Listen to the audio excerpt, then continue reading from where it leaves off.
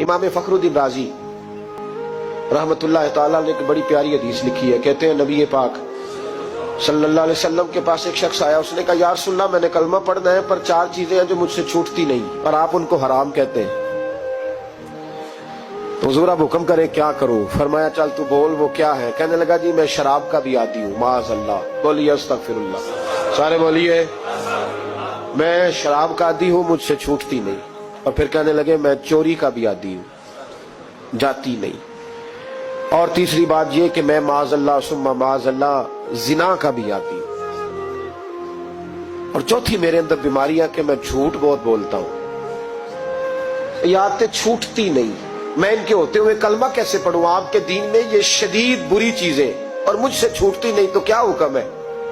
मेरे महबूब अलैहिस्सलाम को अल्लाह ने बड़ी हिकमत अता फरमाई, बड़ा नवाजा है नबी पाक ने। हुजूर ने बड़े खूबसूरत जुमले कहे, फरमाया को सौदा कर ले मेरे साथ।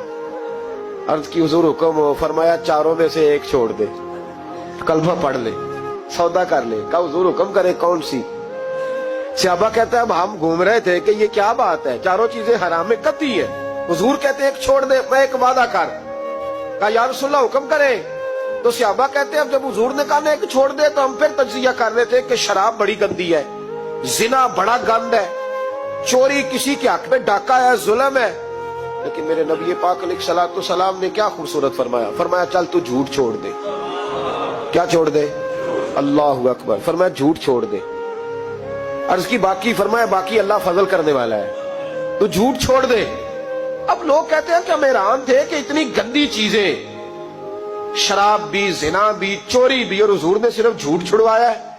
वो सरदार कहता है मैं घर गया, शराब की बोतल पे हाथ डालने लगा।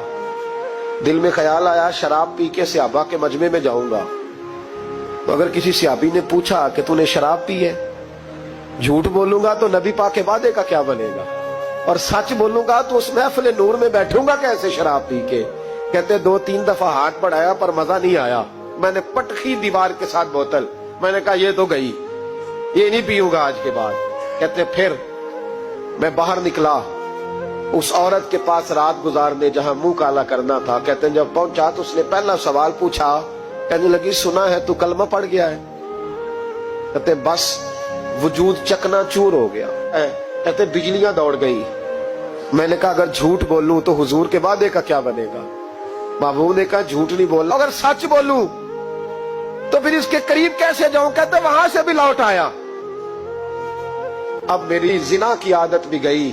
अगली शाम हुई तो सामने माल पड़ा था एक आदमी का, वो आदमी काफिल था, उस पे हाथ डालने लगा तो दिल में ख्याल आया ये सवेरे तफ्तीश भी करेगा।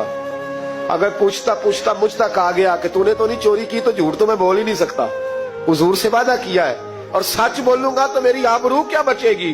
कहते शाम एक दिन में गया, अगले दिन की शाम हुई तो सिर्फ सच की आदत अपनाई, मेरा जिना भी गया, मेरी चोरी भी गई, मेरी शराब कबाब भी गए।